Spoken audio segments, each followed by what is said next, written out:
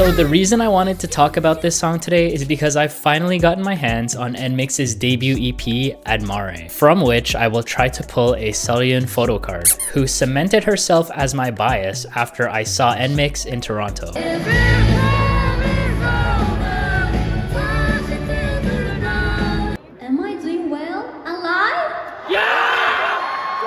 So my take on this song is very complicated, and 4 years after its release, I'm gonna give you my take on it. O.O was NMIXX's debut song, and it was probably the most divisive debut I've ever seen in my life as a K-pop stan. First off, I will say this. O.O was my most listened to song in 2022, which is surprising to some. And this whole time, I've been thinking about why that is. When it first came out, you either loved or hated it. Obviously, I was on the side of people who loved it, but is O.O a good song? Let's find out as I go in depth on my thoughts on the song as I unbox this album for you. O.O is basically if you took two songs with completely different vibes and put them in a blender. Actually, no, that's not really accurate. It's more like if you took two different kinds of cake, cut them up, put them together, and ate them in slices. This song is fragmented into parts that critics and some fans have said don't really flow well together. So then if I'm saying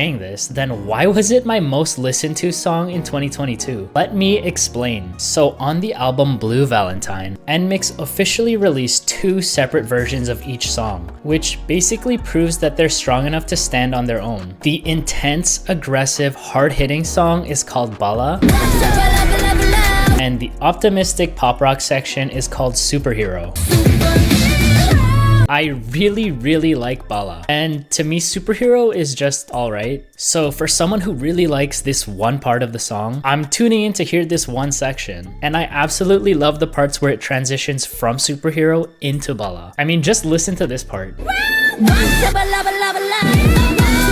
So I'm wanting to hear this particular sound, but I'm forced to hear Superhero as well. So I basically have to pay a Superhero tax to hear Baila. Let's break down the math. O.O clocks in at 2 minutes and 52 seconds, or 172 seconds. We get Baila in the beginning of the song for 74 seconds, and then again at the end for 39 seconds. This makes up 113 seconds out of 172 seconds. So this is 65.7% of the song, which is actually quite a bit, basically 2/3. But this is still just under 2 minutes. When your average pop song is around 3 minutes to 3 minutes and 30 seconds, I feel like I'm not getting a full song's worth of Baila. So mathematically speaking, to get one full song's worth of Baila, I have to listen to O.O twice. It's like if you order a slice of pizza, I know I'm gonna need exactly one slice of pizza to feel satisfied. But when they serve it to me, I'm missing 1/3 of the pizza slice. So when I eat this 2/3 of a pizza slice, I'm fed, but I'm not full. So basically I feel like I have to go and order another whole slice. And this is why O.O is my most streamed song of 2022. Okay, so after all that talking, and after listening to the song a bunch more times, I'm gonna say it with my chest. O.O as a whole is a good song, and I'll explain why I think that. If you look at the structure of a typical pop song, it goes verse,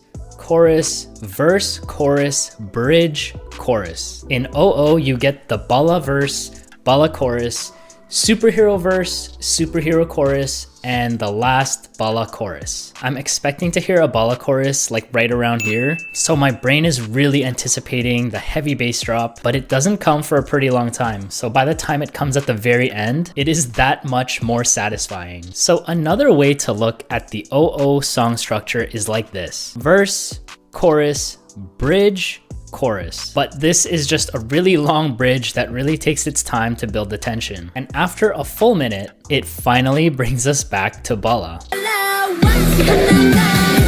the sound that I've been craving. And another thing I want to add is Baila is a pretty intense song.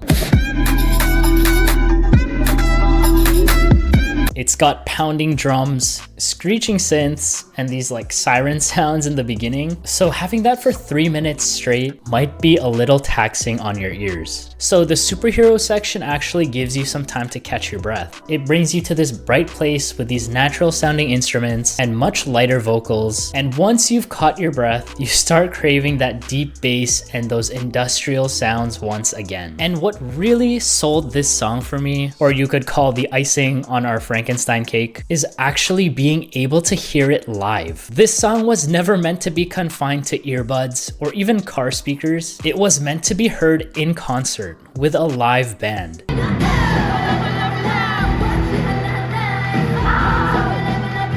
And obviously I loved every second of it. So as a longtime Enser, I've always loved O.O, but after diving into it a little bit deeper, I finally understand why. But I would love to know what you think. Do you love O.O as much as I do? Or is it not really your cup of tea? Let me know in the comments. Thank you so much again for watching, and I'll catch you in the next one.